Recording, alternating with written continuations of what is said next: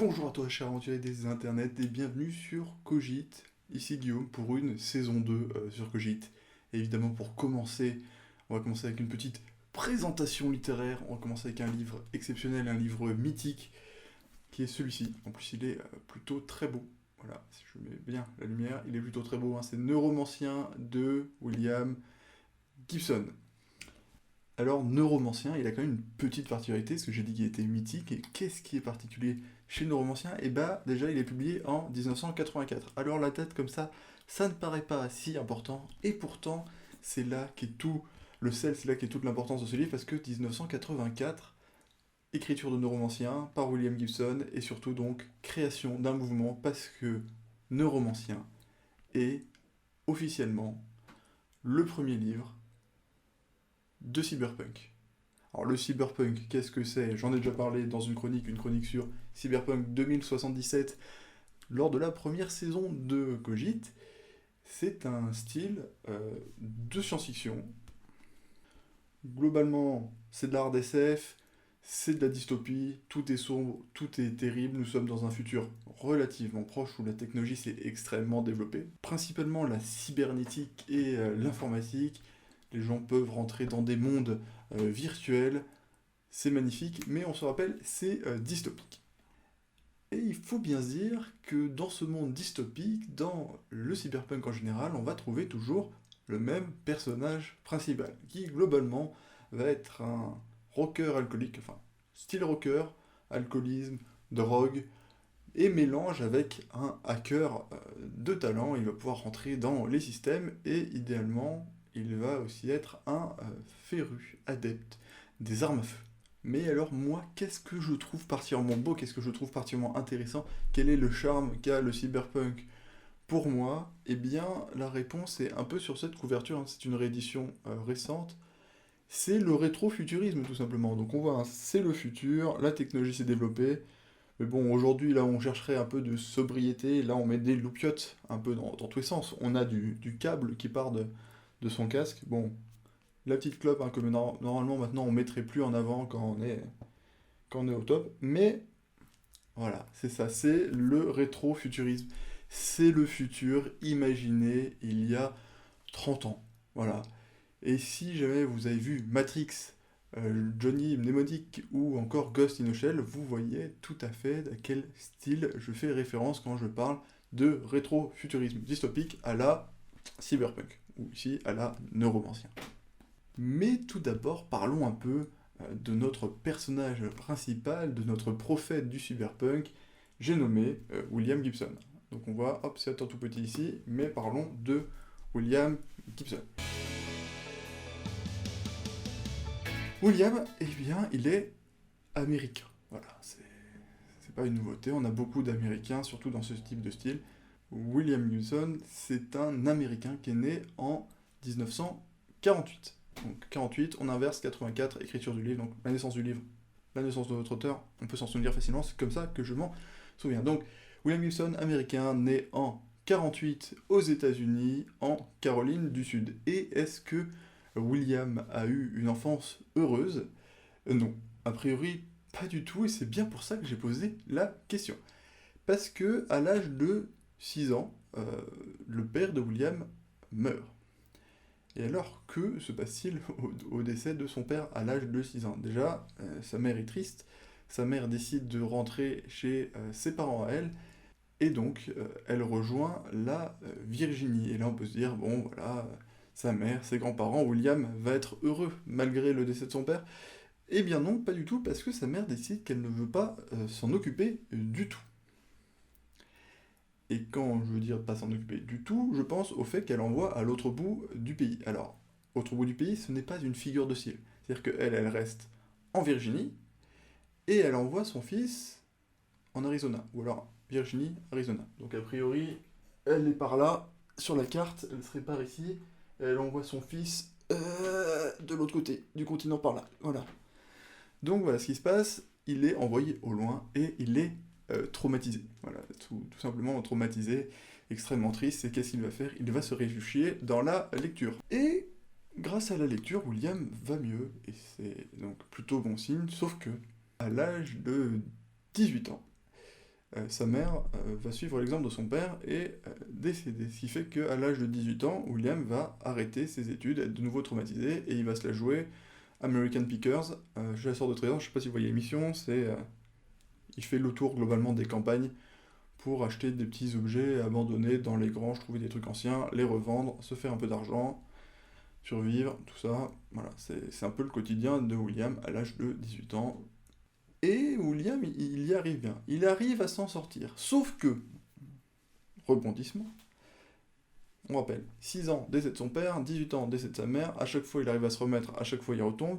Et là, qu'est-ce qui va le faire retomber? Eh ben, c'est 1968, William il a 20 ans. En France, globalement, les étudiants de Paris prennent les pavés, les lancent sur les CRS, sous les pavés la plage, toi-même tu sais, tout va bien, c'est quelque chose de connu, sauf que 68 aux États-Unis, c'est pas la même ambiance, on est plutôt sur la guerre du Vietnam. Et du coup, William, est-ce qu'il a envie d'aller balancer du napalm sur des fermiers asiatiques? Non, pas du tout, et du coup, comme il n'a pas envie d'être enrôlé de force dans l'armée afin d'aller tuer son prochain de l'autre côté de l'océan, il décide de s'enfuir au Canada.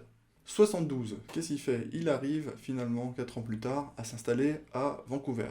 À Vancouver, il va voyager, reprendre ses études, se marier, et finalement, en 77, enfin, William est diplômé. Et avec ses études, il a eu le temps de redécouvrir la lecture, de redécouvrir l'ASF, il a eu le temps aussi de découvrir le punk.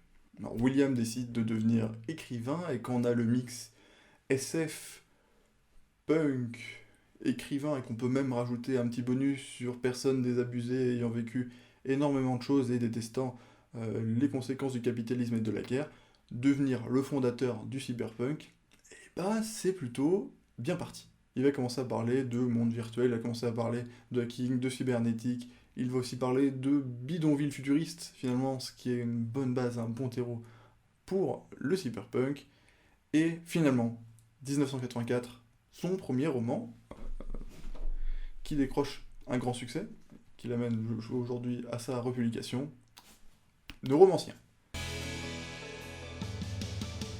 Il est désormais temps en fait de présenter le livre, parce que j'ai présenté l'auteur, j'ai présenté un peu le contexte, qu'est-ce que c'est le cyberpunk, mais alors, qu'est-ce que Neuromancien? Alors Neuromancien, c'est un peu particulier pour de nombreuses raisons, parce que ça peut être soit très simple, soit très compliqué. Très simple, c'est si jamais on se dit, bon, alors, ce mec-là, c'est notre personnage principal. Qu'est-ce qu'il a de particulier? Eh ben, c'est un cow-boy du cyberespace, c'est un hacker, il a essayé de doubler ses clients à une époque, il s'est fait choper, il a perdu toutes ses capacités, il est devenu pauvre, il est perdu, il sait plus quoi faire, sauf qu'il va être sauvé par un riche client qui prévoit de monter une équipe criminelle afin de voler un objet secret appartenant à une autre personne extrêmement riche. Et petit bonus, pour que ça soit un peu plus cliché, c'est une personne, une famille extrêmement riche et secrète. Voilà. Donc, il était bon, il a tout perdu, quelqu'un veut le sauver, pour faire un coup, nous assistons au coup. Et finalement, ça va être un peu compliqué parce que ce livre, c'est bien plus que ça. C'est un monde à part, c'est des codes à part. C'est un monde qui n'attend pas ses personnages principaux. Quoi qu'il se passe, quoi qu'il arrive, les choses avancent comme le monde réel, et ça, le livre nous le fait bien sentir, il a un rythme propre. Il nous le fait bien sentir aussi parce que si on s'accroche pas et qu'on suit pas, on peut être perdu. C'est un livre où vous êtes guidé, parce que vous avez quand même le choix d'avancer page par page, ligne après ligne, mais si vous n'êtes pas concentré, si vous n'êtes pas dans l'histoire, potentiellement vous vous perdez. Alors, aussi, il faut se laisser porter. C'est un livre où il ne faut pas chercher à tout comprendre, à s'interroger sur chaque mot, sur chaque expression, sur chaque nom, parce que des fois, une même personne va pouvoir porter plusieurs noms, plusieurs surnoms, on peut rapidement se perdre, et si on s'arrête dans l'histoire et qu'on perd le rythme, on est perdu. Vous êtes un peu perdu, continuez d'avancer, ça va s'éclaircir plus loin, vous allez mieux comprendre ce qui se passe. C'est bien la structure du récit voulue par William Gibson. Nous ne sommes pas dans un monde que nous contrôlons, il faut se laisser porter pour finir par comprendre ce qu'il se passe. Bref, c'est un roman avec une vie propre qui est prêt à t'accueillir si tu lui fais confiance et à te fermer complètement ses portes si jamais tu commences à douter de lui, et à ne pas lui faire confiance pour tout révéler à la fin. il est temps pour moi de vous donner mon avis. On passe un très bon moment à découvrir un univers cyberpunk et à comprendre les codes du style grâce à celui qui les a créés finalement. C'est un bon 8 sur 10. Voilà, c'est un bon livre. C'est un bon livre quand on arrive à rentrer dans l'histoire. C'est un bon livre quand on se laisse porter. Après ce livre, si jamais t'as pas décidé de lui faire confiance, que tu as décidé de te bloquer et de sortir de Ruine, peut-être que c'est un 2, hein. Peut-être que c'est un 2 ou c'est un 3 sur 10, tu vois. Donc, détends-toi, laisse-toi porter, profite, gagne un 8 sur 10 au lieu d'avoir un 3 sur 10, tout ira très bien. Alors du coup, n'hésite pas, hein, évidemment, à le lire, parce que c'était mon conseil quand même. N'hésite pas à le lire, à celui sur 10. N'hésite pas à foncer en librairie pour l'acheter, ou si tu n'as pas envie de foncer en librairie, que tu veux le commander sur internet, même si c'est moins bien, il y a des liens aussi en description pour le trouver. Donc pense à t'abonner, à liker, déliker, reliker, enfin bref, l'idée à la fin c'est que tu aies le petit pouce en l'air qui soit bleu, pour soutenir la chaîne, parce que ça me fait plaisir aussi. Notre escale littéraire arrive ici à sa fin, alors si le concept t'a plu, déjà n'hésite pas à t'abonner encore une fois, mais surtout à aller voir les autres vidéos que j'ai sorties sur la saison 1, en espérant qu'elles te plairont aussi, et si jamais tu as des conseils sur ce que je peux faire en plus, si ce que je peux améliorer, n'hésite pas, mets-le en commentaire aussi. Merci pour ton soutien, à tout de suite dans une autre vidéo, ou à la semaine prochaine si tu préfères attendre. Merci à toi, salut!